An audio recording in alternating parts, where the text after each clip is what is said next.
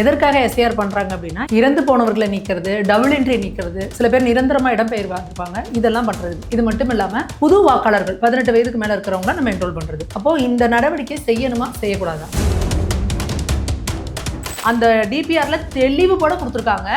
இதுல இந்த தகவல்கள்லாம் எங்களுக்கு தேவைப்படுது. ஸோ அது ரிட்டர்ன்டு அப்படின்னு தான் போட்டுருக்கு. ரிஜெக்டட் இல்ல. அப்ப முதல்வருக்கு ரிட்டர்னுக்கும் ரிஜெக்டடுக்கும் அர்த்தம் தெரியலையா? அவருக்கு தமிழே தெரியாது, அது அடுத்த விஷயம். இங்கிலீஷ் படிச்சு அவர் எப்படி புரிஞ்சுக்க போறாரு? திமுக காரங்க முன்னாடி போய் நின்றுக்கிட்டு எல்லா ஃபார்மையும் இவங்க ஃபில் பண்ணி கொடுத்துட்டு உட்காந்துருக்காங்க. வெளியில வந்து என்ன சொல்றாங்க, ஐயோ எஸ்ஆர் பண்ண முடியலன்னு ரெட்ட வேஷம் போடுறாங்க. அதை வெளிக்கொண்டாடுறதுக்காக தான் அதிமுக இன்னைக்கு ஆர்ப்பாட்டம் பண்றாங்க. அது ஃபில் பண்ணி தரத்துல இருந்து தப்பு இல்ல. ஓட்டு போட போது நம்ம தானே ஓட்டு போட போறோம். அதுதான் திமுக ஓட்டு யார் போட போறா? மக்கள் தானே. ஓட்டு எல்லாம் பாஜக விழுந்துரும் அப்படின்னா எப்படி விழுவும்? இவங்க என்ன பயமுறுத்துறாங்கன்னா, நீங்க ஏதாவது தப்பா கொடுத்தீங்கன்னா உங்களுக்கு அட்டையே போயிடும், உங்களுக்கு ஓட்டர் ஐடியே வராது, உங்களோட குடியுரிமையே கேன்சல் ஆயிடும், வாக்குரிமையே கேன்சல் ஆயிடும். என்னன்னா, உங்களால ஆட்சி ஒழுங்கா நடத்த முடியல, நிர்வாக திறன் இல்லை, உங்களோட கையாளாத தரத்தை மறைக்கிறதுக்கு நீங்க என்ன பண்றீங்கன்னா, மக்களை எந்நேரமும் ஏதோ ஒரு கொந்தளிப்புல ஒரு பிரச்சனையிலே வச்சிருக்கணும். தெருமுக்குள்ள கிளவிங்கெல்லாம் உட்காந்து புலம்பிக்கிட்டே இருக்கும்ல, இந்த மாதிரி ஒரு புலம்பல் 4.5 வருஷமா இவரோட புலம்பலை கேட்டு அவரே சொன்னார் பாருங்க, எங்கள் காதுகள் பாவம் இல்லையா அப்படிங்கிற மாதிரி. தமிழக மக்களோட காதுகள் பாவம் இல்லையா? இந்த புலம்பி தீக்கிறார் முதல்வர்.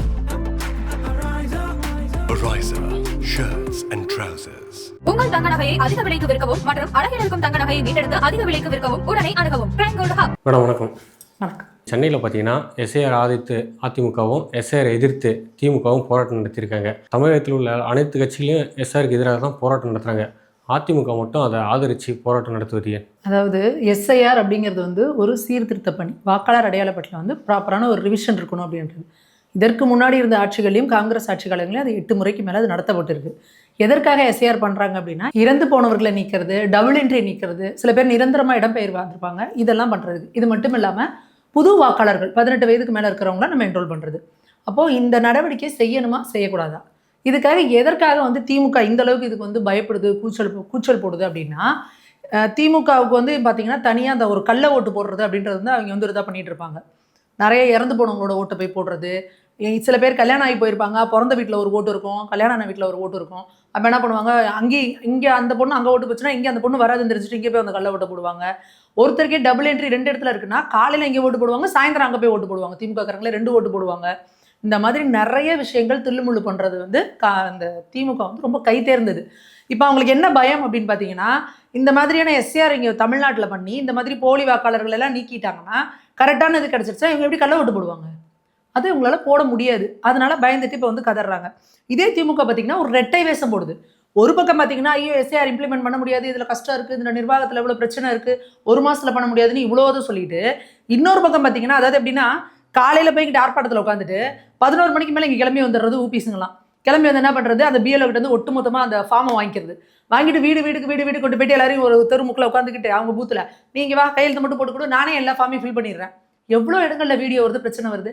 ஃபுல்லாக திமுகவோட பூத் ஏஜென்ட்டுங்க தான் பூத்துக்குள்ளே பூந்துக்கிட்டு ஃபார்மை ஃபில் பண்ணி கொடுக்குறது, வீட்டுக்கிட்ட இது பண்ணுறது, கொண்டு வாங்குறது, பிஎல்ஓக்களை ஆட்டி வைக்கிறாங்க. அப்போ நீங்கள் இந்த மாதிரி ரெட்டை விஷயம் எதுக்கு திமுக போடுது? இதை பண்ண முடியாது அப்படின்னா, இது உண்மையாலுமே ஏற்புடையது இல்லைன்னா நீங்கள் பேசாமல் இருக்கணும்ல. உங்களோட பூத் ஏஜென்ட்கள் பம்பரமாக சுற்றுறாங்க பூத்துக்குள்ளே. அப்போ எதுக்காக இந்த மாதிரி ரெட்டை வேஷம் போடுறாங்க? அடுத்து இன்னொரு விஷயத்துக்காக ஆர்ப்பாட்டம் பண்ணிருக்காங்க. இந்த கோவை மதுரையில் வந்து மெட்ரோவை நிராகரிச்சிட்டாங்க அப்படின்னு சொல்லி அது ஒரு பொய். ஒரு முதல்வரே இப்படி அப்பட்டமான பொய் பேசுறாரு அப்படிங்கிறது வந்து உண்மையாலுமே நமக்கு ஒரு மிகப்பெரிய ஆச்சரியத்தை கொடுக்குது. பொதுவாக இந்த 2ஆம் கட்ட 3ஆம் கட்ட தலைவர்களை விட்டு பேச விடுவாங்க. முதல்வரே ட்வீட் போடுறாரு, நிராகரித்து விட்டது மத்திய அரசுன்னு. சிஎம்ஆர்எல் தெளிவாக சொல்லுது. சென்னை மெட்ரோ என்ன சொல்றாங்க, நிராகரிக்கலைங்க, டேட்டா கேட்டிருக்கோம். ஆக்சுவலாக ஒரு ஆஸ் பர் மெட்ரோ பாலிசி வந்து என்ன அப்படின்னா, ஒரு சிட்டி இருக்குது அப்படின்னா அங்கே வந்து 20 lakhsக்கு மேலே வந்து பாப்புலேஷன் இருக்கணும். 20 lakhsக்குள்ளே இருந்தால் வந்து அங்கே வந்து மெட்ரோ வந்து கொண்டு வரது கஷ்டம். மெட்ரோ பாலிசி எப்படி? அது ஏன்னா மெட்ரோ வந்து ரொம்ப எக்ஸ்பென்சிவான ஒன்று, ரொம்ப செலவு அதிகம் கொடுக்குது. அப்போ அந்த பாப்புலேஷனுக்கு அங்கே அவ்வளோ தேவை கிடையாது அப்படின்றது அவங்க. நீங்கள் இப்போ என்ன பண்ணணும், கரெக்டான டேட்டா கொடுக்கணும்ல. அதிலே தெளிவுபட சொல்கிறாங்க. ஆஸ் பர் 2011 சென்சஸ் டேட்டா படி அவங்க வந்து பாப்புலேஷன் கொடுத்துருக்காங்க. இன்றைக்கி 2025 வந்துருச்சு. அப்போ இன்றைக்கி எவ்வளோ பாப்புலேஷன் இருக்கும்? நீங்கள் ப்ராப்பரான எஸ்டிமேஷன் வந்து கொடுத்துருக்கணுமா இல்லையா? டேட்டா தகவல்கள் கரெக்டாக கொடுத்துருக்கணும். அந்த டிபிஆரில் தெளிவுபட கொடுத்துருக்காங்க. இதில் இந்த தகவல்கள்லாம் எங்களுக்கு தேவைப்படுது. ஸோ அது ரிட்டர்ன்டு அப்படின்னு தான் போட்டிருக்கு. ரிட்டர்ன்டுனா என்ன? எங்களுக்கு இந்த தகவல்லாம் கொடுங்கன்னு திருப்பி அனுப்பியிருக்காங்க. ரிஜெக்டட் இல்லை. அப்போ முதல்வருக்கு ரிட்டர்ன்டுக்கும் ரிஜெக்டடுக்கும் அது தெரியல, அர்த்தம் தெரியலையா? அவருக்கு தமிழே தெரியாது, அது அடுத்த விஷயம். இங்கிலீஷ் படிச்சு அவர் எப்படி புரிஞ்சுக்க போறாரு? யாராவது சொல்லியிருப்பாங்க, ஏனே அது அப்படின்னு கேட்டிருப்பாரு. அது ரிட்டர்ன்னா ஐயோ ஏங்க ரிஜெக்ட் பண்ணிட்டாங்க அப்படின்னா உடனே அவர் ரிஜெக்ட்னு சொல்லி ஒரு இதை பண்ணி ஒரு பிரச்சனையை கிளப்புறாங்க. இது என்னன்னா திட்டமிட்டு, ஏன்னா சிஎம்ஆர்எல் முதல்வர் சொன்ன உடனே சிஎம்ஆர்எல்லேருந்து வந்துருச்சு. இல்லை நிராகரிக்கலங்க, நிராகரிக்கல, இல்லை தகவல் தான் கேட்டிருக்கோன்றது சொல்றாங்க. ஆனாலும் பார்த்தீங்கன்னா திமுகவோட கையில் இருக்கிற இந்த ஜேர்னலிஸ்ட்டுங்கிற பேரில் சில இருக்காங்க பாருங்க, ஊபிஸ், அதெல்லாம் கருப்பு சவப்பு துண்டு போடாத கொத்தரிமைகள் அவங்க. ஃபுல்லாக எல்லாரும் பார்த்தீங்கன்னா அதை வந்து மெட்ரோ நிராகரிச்சுன்னு சொல்லிட்டு அதெல்லாம் இஷ்யூ பண்ணுறதாகட்டும், இங்கே திமுகவில் இருக்கிற அடுத்த கட்ட தலைவர்கள்லாம் அதை எடுத்து பேசுறதுனா திட்டமிட்டு இது வந்து பரப்பப்படுது. என்னன்னா உங்களால் இங்கே ஆட்சி ஒழுங்காக நடத்த முடியல, நிர்வாகத்திறன் இல்லை, உங்களோட கையாளாகாத தனத்தை மறைக்கிறதுக்கு நீங்கள் என்ன பண்ணுறீங்கன்னா மக்களை எந்நேரமும் ஏதோ ஒரு கொந்தளிப்பில் ஒரு பிரச்சனையிலே வச்சிருக்கணும். ஐயோ பாருங்க மத்திய அரசு வஞ்சிக்குது, ஐயோ பாருங்க மத்திய அரசு நம்மளை கை விட்டுருச்சு, ஐயோ பாருங்க மத்திய அரசு நமக்கு எல்லாமே செய்யலை அப்படின்னா இதுக்கான பலனை அனுபவிக்க போறதும் திமுக தான். ஏன்னா இன்னைக்கு பீகார்ல மக்கள் என்ன முடிவு பண்ணிருக்காங்கன்னா, எந்நேரமும் ஏதோ ஒரு பிரச்சனையும் போராட்டமும் மத்திய அரசு கூட சண்டையுமே போட்டுட்டு இருக்கவே எங்களுக்கு வேண்டாம், மத்திய அரசு கிட்ட பேசி எங்களுக்கு இணக்கமா என்ன வேணும் அப்படின்றத வாங்கி கொடுக்குறவங்க தானே மக்கள் விரும்புவாங்க. எந்நேரமும் பிரச்சனையே சொல்லிட்டு இருக்க ஒரு தலைவனா, அதுக்கு தீர்வு கொடுக்குறவங்க தானே தலைவர். அப்ப மு.க. ஸ்டாலின் வந்து ஒரு லீடர் மெட்டீரியல் கிடையாது. எந்நேரமும் பிரச்சனைகளையே சொல்லிக்கிட்டு நீதி தரலங்க, எங்களை இப்படி பண்ணிட்டாங்கங்க, இதை எங்க மேல திணிக்கிறாங்கங்க, இதை எங்களுக்கு இப்படி பண்றாங்கன்னு எந்நேரமும் ஒரு புலம்பிக்கிட்டு இந்த தெருமுக்குள்ள கிளவிங்கெல்லாம் உட்காந்துட்டு புலம்பிக்கிட்டே இருக்குங்கள, அந்த மாதிரி ஒரு புலம்பல் 4.5 வருஷமா இவரோட புலம்பலை கேட்டு கேட்டு அவரே சொன்னார் பாருங்க, எங்கள் காதுகள் பாவம் இல்லையா அப்படிங்கிற மாதிரி தமிழக மக்களோட காதுகள் பாவம் இல்லையா, இந்த புலம்பி தீக்கிறார் முதல்வர். நீங்க எழுதி வச்சுக்கோங்க, இந்த இந்திய வரலாற்றிலே தமிழ்நாட்டுல இத்தனை முதல்வர்கள் இருந்தாங்க, இந்த மாதிரி ஒரு புலம்பலையும் ஒரு பஞ்சபாட்டையும் எந்த முதல்வருமே பண்ணலங்க, யாருமே பண்ணல. இல்லை மேடம், அவர் தான் சொல்றாரு திராவிட மாடல் அரசு எந்த கொம்பனாலையும் குறை சொல்ல முடியாது, அந்த அளவுக்கு நலத்திட்ட உதவி செஞ்சிருக்கோம். அதை சொல்றப்ப அவருக்கே வாய் கூச வேணாமாங்க. என்னங்க குறை சொல்ல முடியாத அளவுக்கு இருக்கு. பொம்பளை பிள்ளைங்க வெளியில போக முடியல, பசங்களை ஸ்கூலுக்கு அனுப்ப முடியல, காலேஜுக்கு அனுப்ப முடியல, 10 வயசு பிள்ளையில இருந்து 80 வயசு கிழவி வரைக்கும் இங்க பெண்களுக்கு பாலியல் பிரச்சனை. 80 வயசு கிழவியை வீட்டுல இருந்து எடுத்துட்டு போய் பாலியல் தொல்லை கொடுத்து கொண்டு போட்டு போறாங்க. பாத்தீங்கன்னா ராமேஸ்வரத்துல பள்ளி மாணவியே குத்தி கொள்றாங்க. பயம் இல்லைங்க, காவல்துறை மேல பயம் இல்லை. ஐயோ இந்த மாதிரிலாம் பண்ண அவ்வளவுதான் நம்மளை கொன்றுவாங்க அப்படின்ற ஒரு பயம் கிடையாது. எல்லாத்துக்கும் மேல போதை பொருள் புழக்கம், எங்க பார்த்தாலும் சாராயம், கஞ்சா, மெத்து அப்படியே சரளமா புழங்குது. இதே போல குற்றச்சம்பவங்கள் அதிமுக ஆட்சியில் தான் நடந்திருக்கு. நாங்க திரும்ப சொல்றோம், இந்த 2021க்கு முன்னாடி மெத்து அப்படின்ற ஒரு இதை நீங்க கேள்விப்பட்டிருக்கீங்களா? கிடையாது. எல்லா ஆட்சியிலையுமே இல்லீகலா பண்றவன் இருப்பான், எல்லா ஆட்சியிலுமே ரவுடி பையன் இருப்பான், எல்லா ஆட்சியிலுமே கொலை நடக்கும். ஆனா பயம் இருக்கும், ஐயோ இது மேல இருந்தா ஸ்ட்ரிக்டா நடவடிக்கை எடுப்பாங்கன்னு. இங்க திமுக ஆட்சின்னு வந்துட்டாலே ரவுடிங்கெல்லாம் காலரை தூக்கி விட்டு ஏன் கிளம்புறான்? ஏன்னா அந்த ரவுடியே வந்து பாத்தீங்கன்னா ஒன்று திமுக இருப்பான், ஏதாவது நான் வட்ட செயலாளர், சதுர செயலாளர், சந்து செயலாளர்னு. அப்படி இல்லைன்னா அவங்க சொந்தக்காரங்க பாத்தீங்கன்னா திமுக நிர்வாகிகளா இருப்பாங்க. எந்த ஒரு பிரச்சனைனாலும் உடனே காவல்துறையில போய் உட்காந்துருது. அப்பா என் மச்சான்பா எஃப்ஐஆர் போட்டுறாத, அப்பா என் மாமாப்பா போட்டுறாத, என் சித்தப்பன் பெரியப்பேன்னு. இப்படி காவல்துறையோட கையும் காலையும் நீங்க கட்டி போட்டீங்கன்னா காவல்துறை எப்படி செயல்படும்? எத்தனை பிரச்சனைகள்ல எங்களுக்கு எஃப்ஐஆர் போட மாட்டேங்கிறாங்கன்னு மக்கள் வெளியில வந்து பிரச்சனை பண்ணியிருக்காங்க.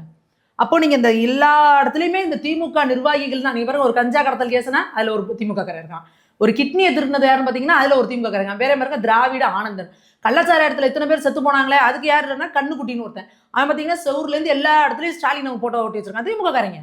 அவன் ஜாமீன்ல வெளியே வந்து திருப்பி கள்ளச்சாராயம் கட்சி திருப்பி 2 பேர் செத்து போறான். அந்த லட்சணத்துல இருக்கு. மெத்து கடத்துறது யாரு? நம்ம ஊர் உலகத்துக்கே தெரியும், ஜாபர் சாதிக்.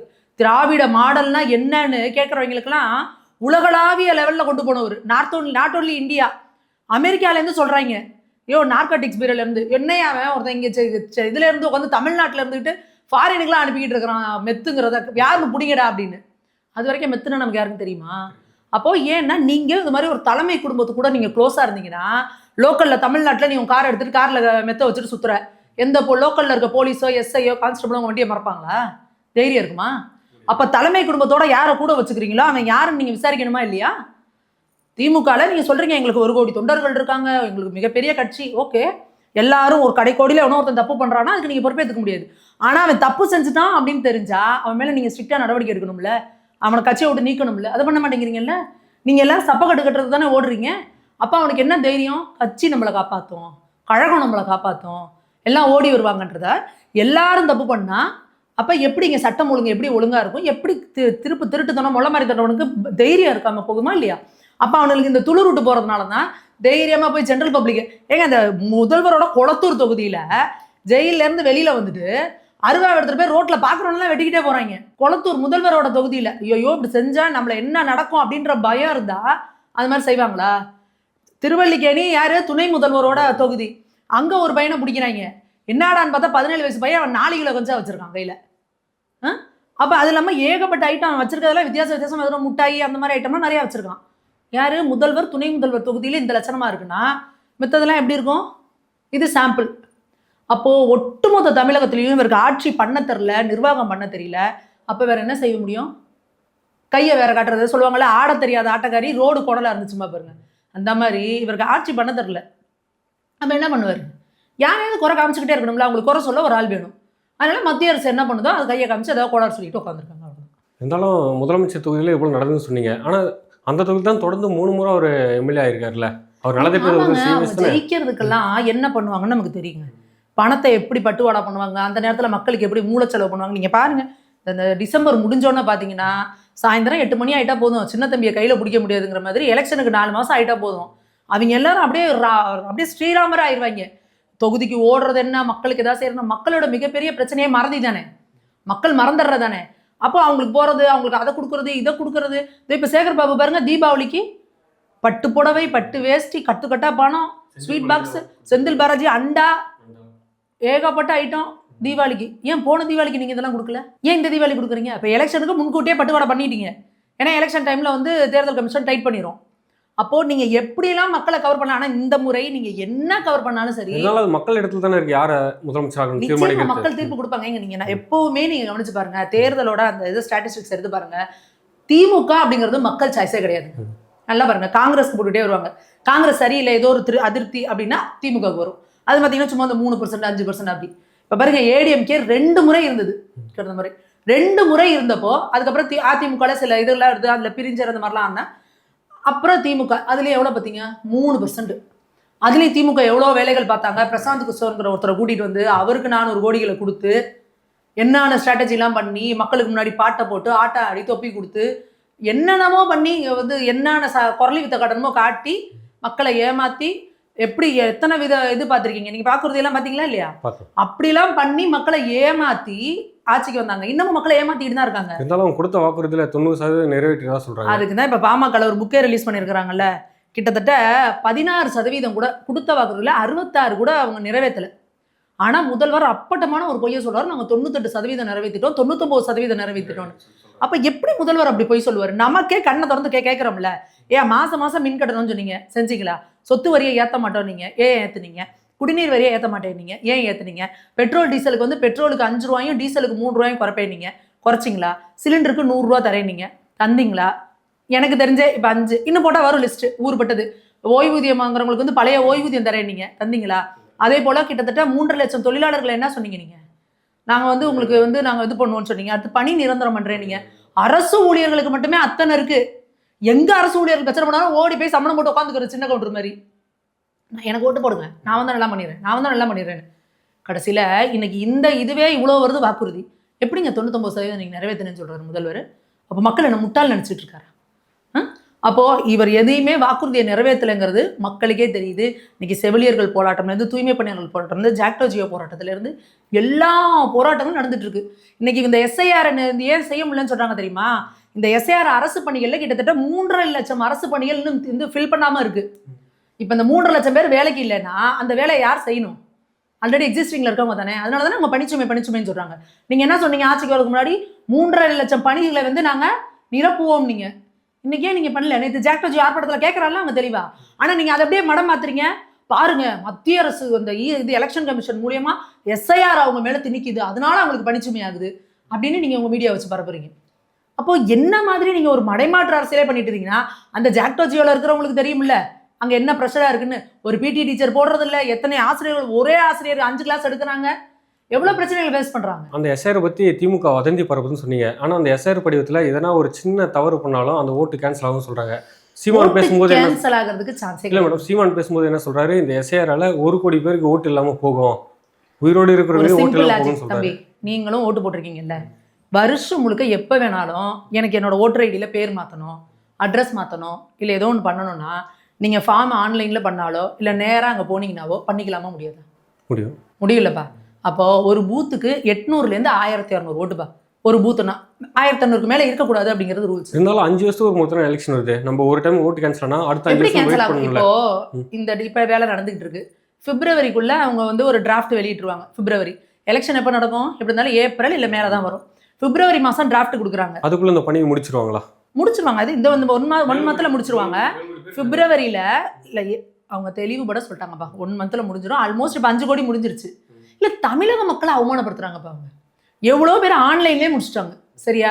தமிழக மக்கள் வந்து படிப்பறிவு இல்லாதவர்கள் கிடையாது, மாற்றத்தை ஏத்துக்காதவங்க கிடையாது. எந்த ஒரு அப்கிரேடேஷன்னாலும் அதை ஃபர்ஸ்ட் வந்து இது பண்றவங்க தமிழக மக்கள் தான். ஆதார் கார்டுன்னு கொண்டு வந்தப்போ எல்லா மாவட்டமும் பயந்தாங்க, மாநிலமும் என்ன அதுன்னு பேசுறப்போ ஃபர்ஸ்ட் வந்து ஆதார் கார்டை வந்து ஹை லெவலில் அப்ளை பண்ணது வந்து நம்மளோட தமிழகம் தான்.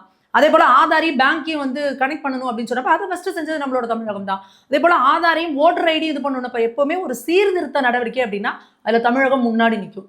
ஏன்னா தமிழக மக்கள் எப்பவுமே அவ்வளோ டிசிப்ளின்டா இருக்கிறவங்க. அதெல்லாம் கரெக்டாக பண்ணிடுவாங்க. அதெல்லாம் 5 கோடி இது முடிஞ்சிருச்சு. இப்போ இன்னும் 1 கோடி தான் இருக்கு. இது இல்லாமல் பிப்ரவரி மாதம் ஒரு டிராஃப்ட், அதாவது இதுதான் பேருன்னு சொல்லி வெளியிடுவாங்கப்பா. அந்த டிராஃப்ட்ல உங்க பேர் இல்லைன்னு வச்சுக்கோங்க, அதுக்கப்புறம் 40 நாள் டைம் கொடுக்குறாங்க. அந்த 40 நாள்ல நீங்க போய் திருப்பி கொடுக்கலாம். ஏங்க என் பேர் விட்டு போச்சு அப்படின்னு நீங்க ஃபார்ம் கொடுத்தீங்கன்னா, அந்த ப்ரூஃப் கொடுத்தீங்கன்னா திருப்பி உங்க பேரை எடுத்துப்பாங்க. சரியா? இப்போ ஒரு இந்த திமுகக்குன்னு பூத் ஏஜென்ட் இருக்காங்க, காங்கிரஸ்க்குன்னு பூத் ஏஜென்ட் இருக்காங்க, விசிகாக்குன்னு பூத் ஏஜென்ட் இருக்காங்க, கம்யூனிஸ்டுகளுக்கு பூத் ஏஜென்ட் இருக்காங்க. அதிமுக இல்லைங்களா? அதிமுகவும் பாஜகவுமா கதறிக்கிட்டு இருக்கோம். எங்க பூத் ஏஜென்ட் இருக்காங்க, நாங்க பாத்துக்கோங்க தானே தெரியுமா இருக்கும். ஆனா நீங்க அவங்க தானே கதறிட்டு நீங்க போராட்டம் பண்றாங்க. எஸ்ஆர் பணியில முறைகேடு நடக்குதுன்னு சொல்லிட்டு என்ன சொல்றாங்கன்னா, திமுக காரங்க முன்னாடி போய் நின்னுக்கிட்டு எல்லா ஃபார்மையும் இவனுங்க ஃபில் பண்ணி கொடுத்துட்டு உட்காந்துருக்காங்க. வெளியில வந்து என்ன சொல்றாங்க, ஐயோ எஸ்ஆர் பண்ண முடியலன்னு ரெட்டை வேஷம் போடுறாங்க. அதை வெளிக்கொண்டாடுறதுக்காக தான் அதிமுக இன்னைக்கு ஆர்ப்பாட்டம் பண்றாங்க. இப்போ நம்மளுடைய ஃபார்ம் அவங்க எப்படி அனுமதி இல்லாம ஃபில் பண்ண முடியும்? இப்போ மக்கள் இருக்காங்கன்னு வச்சுக்கோங்க, பொதுவாவே இப்ப வீட்டுல நார்மலா இருக்கவங்களுக்கு அந்த ஃபார்ம் ஃபில் பண்றதுல ஒரு பயம் இருக்கு. இப்போ ஒரு அலர்ஜி மாதிரி, இதுல என்ன கேட்கறாங்களோ தப்பா ஃபில் பண்ணிடுவோமா அப்படின்ட்டு இவங்க என்ன தெரியுமா பண்றது, ஏன்னா இவங்க கிட்ட அந்த இது இருக்கு, கம்ப்ளீட் அந்த டேட்டா இருக்கும். நீ கையெழுத்து மட்டும் போட்டு கொடு, ஏன்னா உங்களோட தானே கொடுங்க, நான் ஃபில் பண்ணிடுறேன் அப்படி நீங்க அங்கேயே நின்றுட்டு கடற்கடனா அவங்க பேரு, அவங்க வீட்டுக்கார் பேரு, அவங்களோட அந்த ஓட்டர் ஐடி டீட்டெயில் எல்லாம் ஃபில் பண்ணி அதை அவங்க கொடுத்துறது. இதை பண்றாங்க. ஆக்சுவலாக இதை அவங்க பண்ணக்கூடாது. சப்போர்ட்டுக்கு கூட போகலாம், பூத் ஏஜென்ட் கூட இருக்கணும். பாஜக பூத் ஏஜென்ட் கூட இருப்பாங்க, ஏடிஎம்கே பூத் ஏஜென்ட் கூட இருப்பாங்க. சப்போஸ் இப்போ அவங்க இப்போ ஒரு தெருவுக்குள்ளேயே இருப்பாங்க, இந்த வீட்டில் இருந்திருப்பாங்க, அடுத்து பார்த்தா அடுத்த வீட்டில் இருப்பாங்க, ஒரு 4 வீடு தள்ளி மாறி போயிருப்பாங்க, இல்லை பக்கத்து தெருவில் மாறி போயிருப்பாங்க. அதெல்லாம் அந்த பூத் ஏஜென்ட்டுக்கு தான் தெரியும். அது ஃபில் பண்ணி தரத்துல இருந்து தப்பு இல்லைல்ல, ஓட்டு போடும்போது நம்ம தானே ஓட்டு போட போறோம். அதையே ஃபுல்லாக இவங்க வந்து என்ன பண்ணுறதுன்னா கையகப்படுத்த, பூத்தே கையப்படுத்துற மாதிரி. சில இடங்கள்ல பிஎல்ஓவே கிடையாது, இவங்க போய் திமுக இவங்க ஏஜென்ட் போயிட்டு எல்லாருக்கும் ஃபார்ம் கொடுக்குறது. எத்தனை வீடியோ வந்துட்டு இருக்கு பாருங்க. இவங்க போய் அங்க உட்கார்ந்து ஃபில் பண்ணி தரட்டும். ஆனா ஓட்டு போறது நம்ம கையில தானே இருக்கு, நம்ம தானே ஓட்டு போட போறோம். திமுகவுக்கு சொல்றோம். எப்ப எஸ்ஏஆர் வருது, பேரை மாத்துறாங்க, அது யார் யார் இருக்காங்களோ புதுசா சேர்க்கறாங்க, எல்லாம் பண்றாங்க. ஓட்டு யார் போட போறா? மக்கள் தானே. மக்கள் தான் போட போறாங்க. ஐயோ எஸ்ஏஆர் வந்தா ஓட்டு எல்லாம் பாஜக விழுந்துரும் அப்படின்னா எப்படி விழுவும்? எப்படி விழுவும்? பீகார்ல எஸ்ஏஆர் நடந்தது. உங்களுக்கு ஓட்டை திருத்தி ஓட்டர் ஐடி கொடுத்துருக்காங்க. ஓட்டர் ஐடி திருத்தி கொடுத்ததுனாலே என்டிஏக்கு எல்லாரும் ஓட்ட விழுந்துருவாங்களா? அப்படியே அப்புறம் திமுக சொல்றீங்க? மக்கள் தானே ஓட்டு போடுறாங்க. குச்சியை வச்சு அடிச்சு எல்லாரும் நீ வந்து என்டிஏ கூட்டணிக்கு தான் ஓட்டு போடணும் அப்படின்னு மிரட்டி அனுப்புறாங்க. மக்கள் தானே போடுறாங்க. அப்போ வாக்காளர் அடையாள அட்டையை சீர்திருத்த பண்ணி நடந்தா இதுக்கு நீ எதுக்கு மொட்டை தலைக்கு முழங்காலுக்கு முடிச்சு போடுறீங்க? அப்போ உங்களுக்கு தெரிஞ்சிருச்சா திமுக பேசுறது அப்பட்டமான போய். இதுல என்ன ஒரு பயத்தை பண்றாங்கன்னா, நிறைய மக்கள் வந்து அந்த வாக்காளர் அடையாள அட்டை வந்து ஒரு ப்ரூஃபா யூஸ் பண்றாங்க. எலெக்ஷனுக்கு மட்டும் தான் ஓட்டு போட, மித்த நேரங்கள்ல அது ஒரு ப்ரூஃப். நம்மளோட கேஸ் கனெக்ஷனுக்கு கொடுத்து வச்சிருப்போம், பேங்க் அக்கௌண்ட்டுக்கு அதை யூஸ் பண்றோம், நிறைய இடத்துக்கு அதை ஒரு ப்ரூஃபா யூஸ் பண்ணுவோம். இவங்க என்ன பயமுறுத்துறாங்கன்னா, நீங்க ஏதாவது தப்பா கொடுத்தீங்கன்னா உங்களுக்கு அட்டையே போயிடும், உங்களுக்கு ஓட்டர் ஐடியே வராது, உங்களோட குடியுரிமையே கேன்சல் ஆயிரும், வாக்குரிமையே கேன்சல் ஆயிரும் அப்படின்னு ஆக வாய்ப்பே கிடையாது. பிப்ரவரி மாதம் டிராஃப்ட் வரும். டிராஃப்ட் எடுத்துட்டு உங்க இதுக்கு வருவாங்க. நீங்களே செக் பண்ணலாம், ஆன்லைன்ல போட்டுருவாங்க. நீங்க செக் பண்றப்ப என் பேர் இல்லைன்னா நீங்களே நேரில் போய் கொடுத்தீங்கன்னா அடுத்து உங்களுக்கு கையில வரப்போகுது. இது இல்லாம இந்த வருஷம் ஃபுல்லா எப்ப வேணாலும் நீங்க அடிஷனோ இல்லை எது டெலிஷனோ இல்லை நீங்க அட்ரஸ் சேஞ்சோ எப்ப வேணா பண்ணிக்கலாங்க. ஏன் பொதுமக்களை பீதி அடைய வைக்கிறீங்க? ஒரு நல்ல தலைவன்கிறவங்க யாருன்னா தன்னை நம்பி இருக்க மக்களை பயமுறுத்தக்கூடாது. ஐயோ அது வந்துட போதும், இது வந்துட போதும் அப்படின்னு நீ தலைவனே பயந்தீங்கன்னா, நீங்க கொரோனா காலத்தை யோசிச்சு பாருங்க, உலகமே பயந்துச்சு. எல்லாரும் என்ன யோசிச்சாங்க, ஐயோ இந்தியாலாம் வந்து சுகாதாரமே இல்லாத நாடு, இவ்வளோ ஹைலைட் அப்படியே டென்ஸ்டா பாப்புலேஷன் இருக்காங்க, இவ்வளோ திக்கா இருக்காங்க, கோடி கோடியா சாவ போறாங்கடான்னாங்க. அந்த நேரத்தில் மோடி அவர்கள் இது மாதிரி பயந்து பதட்டமாகி இதாக இருந்தாருன்னா இன்னைக்கு இந்தியாவில் எவ்வளோ பெரிய அசம்பாவிதம் நடந்திருக்கும். ஒரு தலைவன்னா இக்கட்டான சூழ்நிலை நின்று மக்களா நின்று மக்களுக்கு வழிகாட்டுறவங்களா இருக்கணும். நீங்களே பயந்து கதறிக்கிட்டே கிடந்தீங்கன்னா உங்களுக்கு ஆட்சி நடத்த தெரியல. தயவு செஞ்சு ஆட்சியை கொடுத்துட்டு வெளியே போயிருங்க. திமுக ஒரு சிறந்த எதிர்கட்சி, அதை நாங்கள் என்னைக்கு திமுகவில் குறை சொல்லவே மாட்டோம். தினம் தினம் போராட்டம், தினம் தினம் ஆர்ப்பாட்டம்.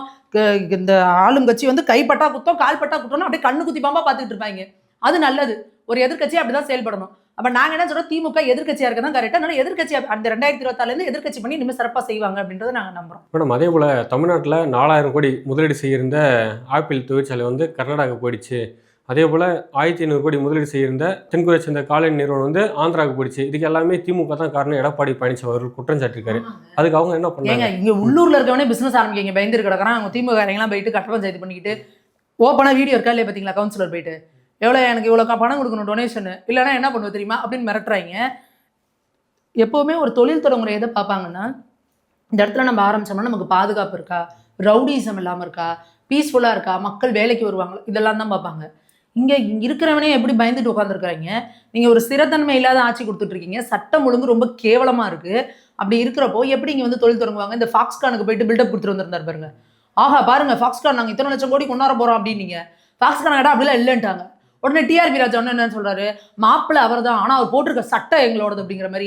இது இந்த ஃபாக்ஸ்கான் இல்லை, இதுலேயே வேற ஃபாக்ஸ்கான், இன்னொரு ஃபாக்ஸ்கான் தான் அனௌன்ஸ் பண்ணாங்க. ஃபாக்ஸ்கானுடைய தொழிற்சாலை தான் அந்த ஆப்பிள். அதை தான் சொல்றேன். அப்போ அது வேற யார் சொன்னாங்களா? இல்லை இதுல ஃபாக்ஸ்கான்ல இன்னொரு இடத்துல இருக்குன்னார்ல, அது யார் முதலீடு வந்துச்சா? அப்ப இந்த வெட்டி வாய் ஜவுடால மட்டுமே ஆட்சியை முடிச்சுட்டு போலான்றதுல தெளிவா இருக்குதானே இந்த திமுக. வாய் தான் வேலை செய்யுது, இவங்களுக்கு கை எதுவும் வேலை செய்யல. வாய் ஜவுடால இத்தனை முறை சுற்றுலா போனார்ல முதல்வர், எத்தனை லட்சம் கோடிகளை வந்து நீங்க கொண்டு வந்தீங்க சொல்லுங்க. ஃபேமிலியோட டூரு, நான் இதற்கு அரசு பணத்தில் போய் சுற்றுலா போயிட்டு வந்துக்கிறேன் அவ்வளோதான் அப்படின்னு ஃபேமிலி டூர் நீங்கள் போயிட்டு வந்தா இங்கே தமிழகத்தோட நிதிநிலை மோசமாகிறதுக்கு காரணம் இந்த ஒரு நிர்வாக திறனற்ற தன்மை தான்.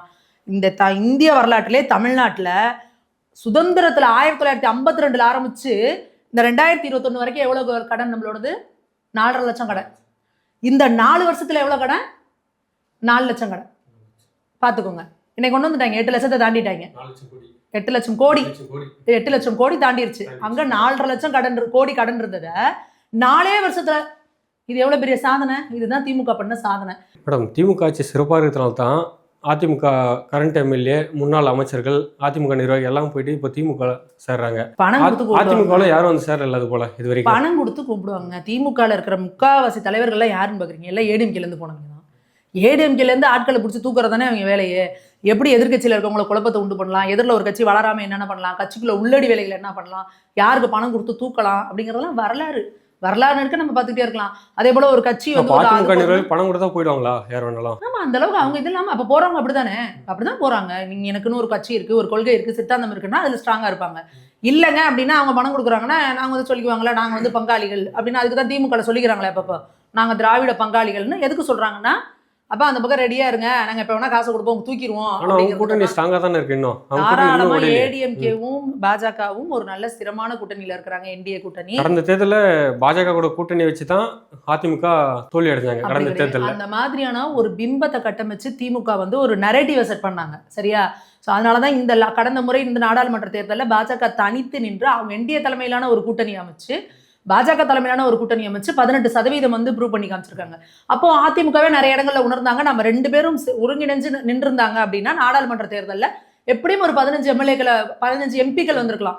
நிறைய இடங்கள்ல வந்து ரொம்ப கம்மியான இதுல தான் வந்து வந்திருந்தது. அதனால ஏடிஎம்கே அவங்க அதெல்லாம் அனலைஸ் பண்ணுவாங்கல்ல, ஸ்டாட்டிஸ்டிக்ஸ் பார்ப்பாங்கல்ல. எப்படின்னா ஊர் 2 பட்டா கூத்தாடிக்கு கொண்டாட்டம் அப்படின்ற மாதிரி இங்க இவங்க நம்ம பிரிஞ்ச திமுகவோட பலமே என்ன? எதிரில் இருக்கிறவங்களே பிரிச்சு விட்டுருவாங்க. அந்த சிங்கம் மாடு கடை மாதிரி தான். நாடு மாடு ஒன்னா சேர்ந்துச்சுன்னா சிங்கத்துக்கு 7.5. என்ன பண்ண நாடு மாடு பிரிச்சு விட்டுருவாங்க. அப்ப எதிரில் இருக்கிறவங்களை பிரிச்சு விட்டு விளையாடுறதான் திமுகவோட ஸ்ட்ராட்டஜி. அப்ப அதை உணர்ந்தவங்க இன்னைக்கு ஒன்றிணைந்து நம்ம திமுகங்கிற ஒரு தீய சக்தியை வீழ்த்தியே ஆகணும், அப்ப நாம ஒருங்கிணைஞ்சு செயல்படணும், மக்கள் நலன் தான் இங்க பிரதானம் அப்படின்னு சொல்லிதான் இந்த என்டிஏ கூட்டணி வந்து இப்ப ஃபார்ம் பண்ணியிருக்காங்க. அதுவும் நல்ல முறையில் சிறப்பான முறையில் என்டிஏ தலைவர்களும் வந்து ஒன்னா ஒரு ஆர்ப்பாட்டம் போறது, கூட்டத்துக்கு போறது, அதே போல தொண்டர்களும் சேர்ந்து பண்ணலாம் பண்ணிட்டு இருக்காங்க. ஸோ அடுத்தடுத்து இன்னும் இனிமே தான் டிசம்பருக்கு அப்புறம் தான் வந்து கூட்டணி பேச்சுவார்த்தைகள் நடக்கும். இப்போ என்டிஏல இன்னும் நிறைய கட்சிகளை வந்து இன்க்ளூட் பண்ணுவாங்க. இன்னும் ஒரு பலம் வாய்ந்த ஒரு கூட்டணியா உருவாக்குவாங்க. இதுக்கு அப்படியே ஆப்போசிட்ல வந்து திமுகவை பார்த்தீங்க அப்படின்னா திமுகவோட கூட்டணி வந்து ஆட்டம் கட்டுக்கிட்டு இருக்கு. ஏன்னா திமுகவோட பெரிய தலக்கணமே கர்வமே என்ன அப்படின்னா, நாங்கள் வந்து எங்களோட கூட்டணி பாருங்க அப்படியே இன்டாக்டா இருக்கு, நாங்கள் அப்படியே பக்காவா இருக்கும்னு. காங்கிரஸ் இன்னைக்கு கலக்கலக்குது. காங்கிரஸ் என்ன, திமுக ஒரு பக்கம் என்ன சொல்றாங்க, பீகார்ல பாருங்க நீங்க 6 சீட்டு தான் வாங்கினீங்க, இங்க உங்களுக்கு நிறையலாம் கொடுக்க முடியாது, இவ்வளவுதான் கொடுப்போம் அப்படின்ற மாதிரி இவங்க எகத்தாளமா பேசுறாங்க. காங்கிரஸ் சைட்ல இருந்து என்ன சொல்றாங்க, எங்களுக்கு இந்த கூட்டணி சீட்டு கொடுக்கணும், அப்படி இல்லைன்னா நாங்கள் தாவேக்கா கூட போனாலும் போவோம். ஜோதிமணி ஒரு வார்த்தை சொல்றாங்க, விஜய் ஒன்றும் எங்க கூட்டணிக்கு புதுசா கிடையாது, பழசு கிடையாது, இதெல்லாம் புதுசு இல்லை, நாங்கள் 2010 அவர் எங்களோட வரதா தான் இருந்தாரு, சில தவிர்க்க முடியாத காரணங்களால அது நடக்கல அப்படின்னு ஜோதிமணி சொல்றாங்க. காங்கிரஸ்ல இருக்கவங்க என்ன சொல்றாங்கன்னா, திமுக எங்களுக்கு மரியாதை கொடுக்கல, சரியான சீட் எங்களுக்கு ஒதுக்கலைன்னா நாங்க தாவேக்காவுக்கு போறதை பத்தி நாங்க பரிசீலனை செய்வோங்கிற மாதிரியான பேச்சுக்கள் அரசல் பரிசலா. அதாவது செல்வ பெருந்தகை எதுவுமே பேசாம இருக்காரு. ஏன்னா உடனே இவங்க என்ன சொல்லுவாங்க, காங்கிரஸ்ல மாநில தலைவர் சொன்னாரா, மாநில தலைவர் சொன்னா நீங்க கடத்தல எடுக்கும் அப்படின்னு சொல்லுவாங்க. ஆனா அவரை தவிர மித்த வாய்கள் எல்லாம் பேச ஆரம்பிச்சிருச்சு. அதே போல கம்யூனிஸ்டுகளும் பாத்தீங்கன்னா அவங்களுமே ஒரு கடுமையான, அது என்ன எல்லா தொழிலாளர்களும் போராட்டத்துல இருக்காங்க. கம்யூனிஸ்டுகள்னாவே யாரு சொல்லுவாங்க, எப்பவுமே பாதிக்கப்பட்ட மக்களுக்கு நாங்க சப்போர்ட்டா இருப்போம், பாதிக்கப்பட்ட மக்களுக்காக நாங்க பேசுவோம்னு சொல்ற கம்யூனிஸ்டே வாய் திறக்க முடியாத நிலைமையில இருக்காங்க. பல கம்யூனிஸ்ட் தலைவர்களே அதிருப்தி தெரிவிச்சிருக்காங்க. இந்த சாம்சங் போராட்டத்துல இருந்து நிறைய விஷயங்கள், எந்த தொழிலாளர் இங்க போராட்டம் நடத்தல. தூய்மை பணியாளர்கள்ல இருந்து, தூய்மை பணியாளர்கள் என்ன பண்ணீங்க, 100 நாள் சினிமா கரையாடக்கார மாதிரி 3 வருஷம் ஓடும் போல இருக்கு. 100 நாள் தாண்டி அவன் போராட்டம் பண்ணிட்டு இருக்கான். கடலுக்குள்ள போய் இறங்குறாங்க, எங்களை நீங்க வாழதான் விடல, சாவாவது விடுங்கன்னு. எவ்வளவு பெரிய அநியாயங்க. ஆனா முதல்வர் என்ன பண்றாரு, போய் உட்காந்துட்டு பைசன் படம் பார்த்துட்டு அதுக்கு ரிவ்யூ கொடுத்துட்டு இருக்கிறாரு. பட்டியலின மக்களுக்காக, தாழ்த்தப்பட்ட மக்களுக்காக சமூக நீதி, ஆகா ஓகோன்னு. சினிமாவில் சமூக நீதி காக்கிறதுக்காக உங்களுக்கு நாங்கள் ஓட்டு போட்டு வச்சிருக்கிறோம்.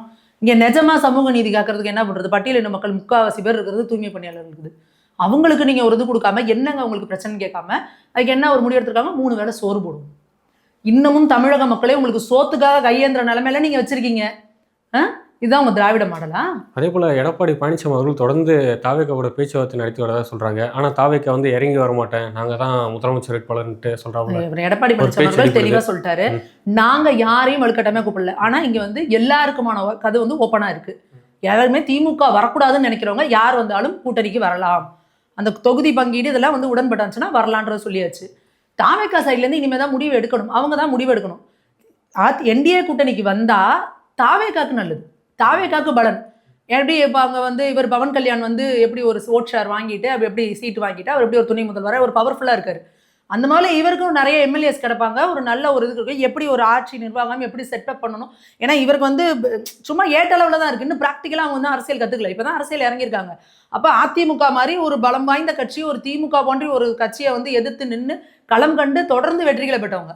அப்போ அவங்க கூட இருக்கிறப்ப தான் உங்களுக்கு தெரியும் ஆர்கனைசேஷனல் செட்டப் என்ன, பூத் லெவலில் எப்படி அந்த கட்சியை வந்து இது பண்ணணும், அந்த ஒர்க்லாம் நீங்கள் கற்றுக்கணும்னா இந்த மாதிரியான சீனியர்ஸ் கூட இருந்தால் தான் நீங்கள் கற்றுக்க முடியும். தாவேக்கா தான் சொல்கிறாங்களே பிஜேபியும் டிஎம்கே கூட்டணி நாங்கள் வரமாட்டோம் சொல்லிட்டு, அப்புறம் எப்படி நம்புறீங்க? அதாவது அவங்க பிஜேபியும் திமுகன்னு சொல்ல, அவங்க என்ன சொல்கிறாங்கன்னா ஆளும் கட்சிகளை எதுக்குறது. இங்கே ஆள்றது திமுக, ஸோ நாங்கள் திமுகவை எதுக்குறோம், மத்தியில் ஆள்றது பாஜக, அதனால எதுக்குறோம்னு சொல்கிறாங்க. ஆனால் இங்கே தமிழகத்தை பொறுத்த வரைக்கும் அவங்களோட ஸ்டாண்ட் என்ன அப்படின்னா திமுக வந்து வீழ்த்தணும் அப்படின்றதான். அப்போ ஒரு கூட்டணி அப்படின்னா ஒரு கட்சியோட கொள்கையும் இது வந்து ஒன்றா இருந்தால் தான் கூட்டணி வைக்கணுங்கிறது கிடையாது. என்ன அஜெண்டா அப்படிங்கிறது தான் இங்கே எல்லாரோட அஜெண்டா என்ன, திமுகவை வீழ்த்தணும் அப்படின்றது தான். ஒரே கொள்கை செத்தந்தம் தான் ஏன் வேற வேற கட்சி ஆரம்பிக்கணும், எல்லாரும் சேர்ந்து ஒன்றா ஒரு கட்சியை மெர்ஜ் பண்ணிடலாம். ஸோ எல்லாருக்கும் அவங்கவுங்களுக்கான கொள்கை சித்தாந்தம் எல்லாமே வேற வேற இருக்கும். ஆனால் எங்கே ஒரு புள்ளியில் ஒருங்கிணைச்சு நிற்கிறாங்கன்னா திமுகவை வீழ்த்தணும் அப்படிங்கிற ஒற்றை புள்ளியில் வந்து எல்லாம் நிற்கிறாங்க. ஸோ அப்படி பார்க்கும்பொழுது எங்களோட விருப்பமும் என்னன்னா எல்லாரும் ஒன்று சேர்ந்தாதான் ஒரு பலமான கூட்டணியை உருவாக்குனாதான் அந்த திமுகவை வீழ்த்த முடியும். அப்படிங்கிறப்போ அதுக்கான முயற்சிகளை எல்லாரும் இருக்கணும். வந்தால் தாவேக்காவுக்கு நல்லது.